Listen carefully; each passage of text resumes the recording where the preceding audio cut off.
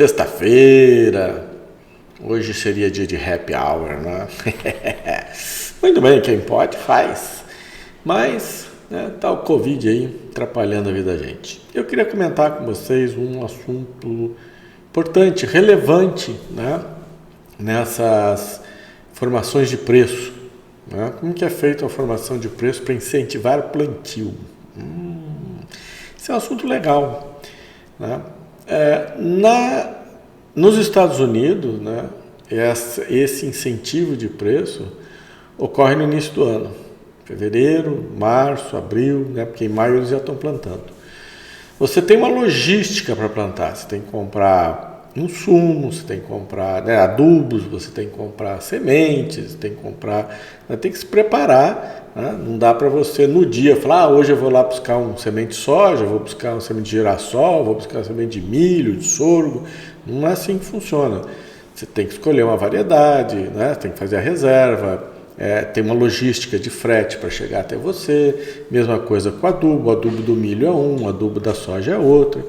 Então a gente tem uma logística toda para fazer isso. Então, o que acontece lá nos Estados Unidos nesse março, vamos dizer, talvez março seja o mês mais importante. Não necessariamente que seja março, mas né, no mínimo 30 dias antes do plantio.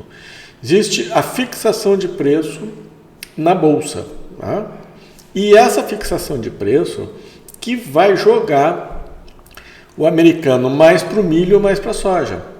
Porque você já tem seus custos e começa a ver qual é a projeção para o final do ano, né? Para eles lá é importante novembro, dezembro, né? Que a colheita deles às vezes vai até outubro. Então novembro para o milho, dezembro para a soja, ou vice-versa, enfim, o que interessa é isso. Essa briga, você fala assim, é o agricultor que vai lá. Não, quem faz essa briga lá, tá? É quem precisa, o consumidor. Seja ele uma trader, uma indústria, seja o que for.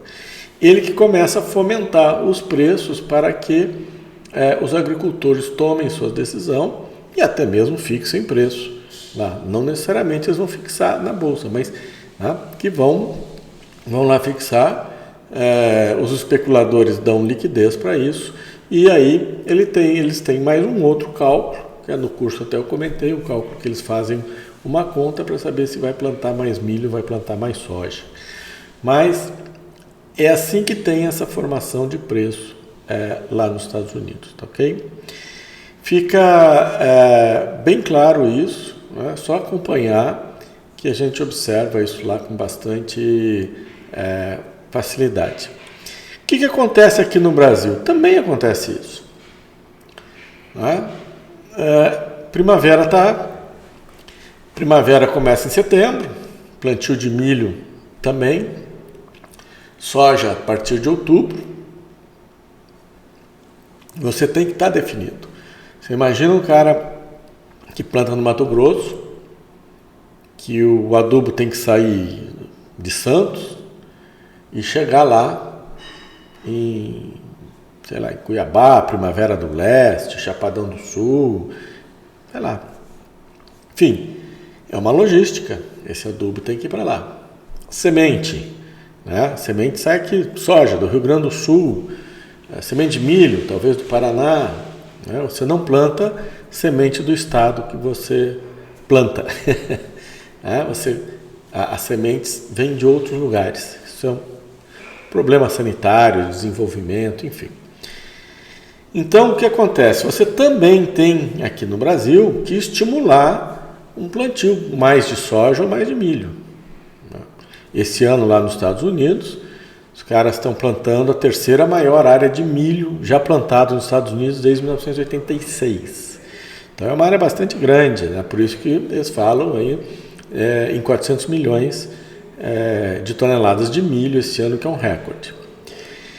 Para que o Brasil produza milho no verão, existe a necessidade de se incentivar esses preços para o cara poder plantar, ele fazer conta do adubo, da semente, dos insumos, tá? E poder plantar. Por quê? Porque é mais garantido você produzir milho no verão do que a segunda safra. né, que começa o plantio a partir de início de fevereiro, conforme o ano, fim de janeiro, mas a partir de fevereiro até fim de março, se muito começo de abril em pequenas regiões, tem que estar plantado a safrinha, que corre o risco de ter seca, de ter frio, né, de não ter um ano assim muito favorável. Ou seja, é um plantio de risco a safrinha. Mas o que acontece hoje no Brasil? Você tem 30%, em torno de, não é um número exato, mas você tem um torno de 30% produzido no verão e 70% na safrinha. Então a gente assume um risco muito grande, né, de ter uma variação de produção final, de produtividade e de produção total. E isso começa a ser realmente um problema. Então, o que é importante fazer? Né? É incentivar um plantio de milho, pelo menos estável, ou pelo menos importante, no verão. E como é que você faz isso? Com preço. Tá? Então, você começa a colocar uma precificação melhor, você começa a fazer alguns incentivos, tentar travar algum preço lá na frente para o produtor, né? Tentar estimular de alguma maneira todo esse desempenho dele, dos preços, para que ele plante alguma coisa de milho. Né? Por quê? Porque o milho ele é mais sensível que a soja à seca, né? Ele tem um custo um pouquinho mais elevado, ele tem uma produtividade muito maior, se correr bem, né? Então ele é mais sensível do que a soja, e por isso que no verão as pessoas, o agricultor em geral, prefere plantar a soja, né? Que aqui está muito bem granada.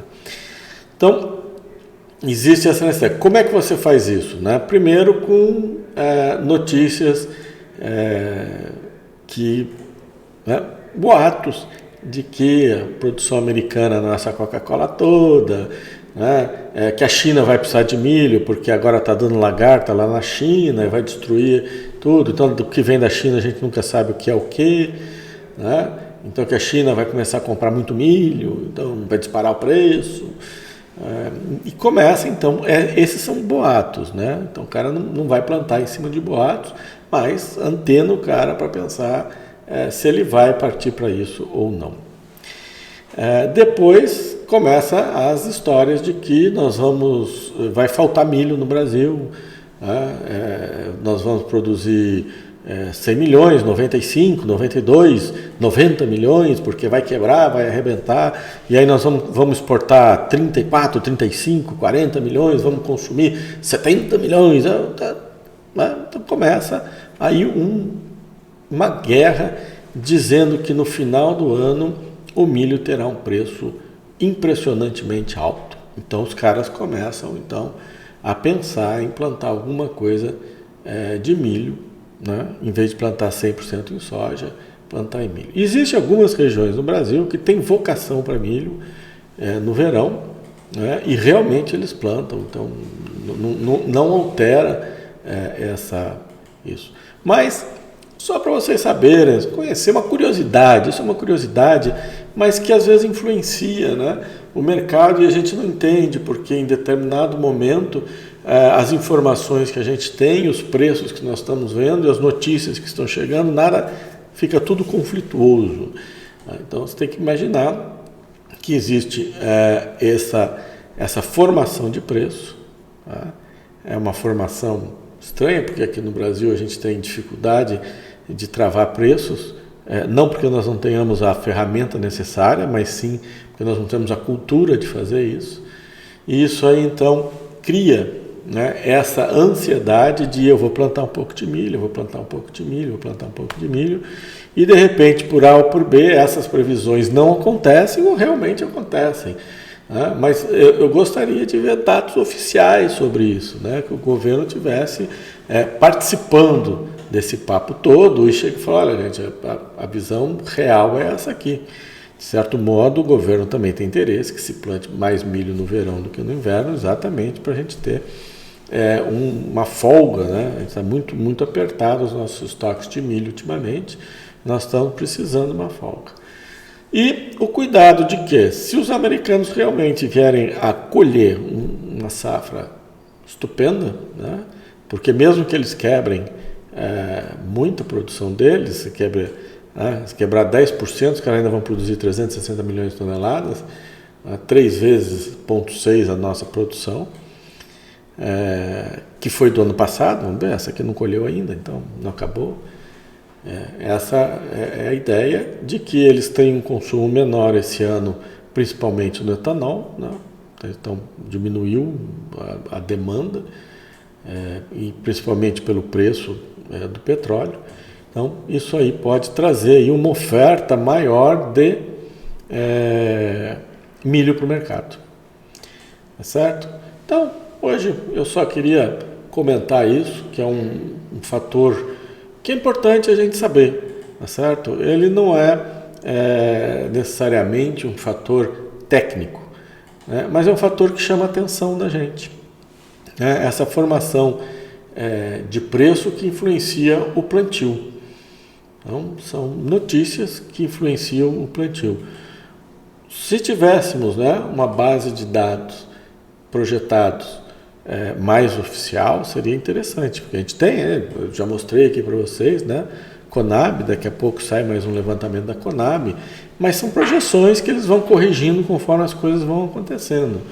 Né? Eu gostaria de uma projeção melhor, uma projeção mais estatística, né? Dentro de contratos realmente assinados, porque o cara chega e fala assim, olha, já tem X milhões de toneladas para exportar. Quem comprou para exportar. Não significa que ele vai pôr no navio. Ele pode devolver isso para o mercado interno. Né? Por quê? Porque, de repente, ficou muito caro, ficou muito barato lá fora e ele vai levar prejuízo. Então, é melhor ele devolver para o mercado interno. Acontece. Como também ele podia ter comprado para um uso aqui e acaba exportando porque o mercado ficou favorável para ele. Então, é um assunto legal, né?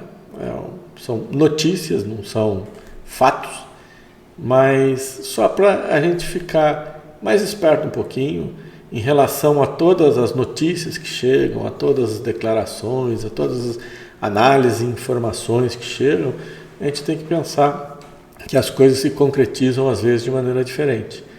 Principalmente no caso do cara que comprou para exportar e ficou caro, ele devolveu para o mercado interno. Ele recupera o dinheiro dele e não tem gasto com a exportação. Tá? Existem, já vi acontecer várias vezes, não foi nenhuma nem duas. Fico por aqui, um ótimo final de semana para todo mundo. Segunda-feira estamos de volta. Grande abraço.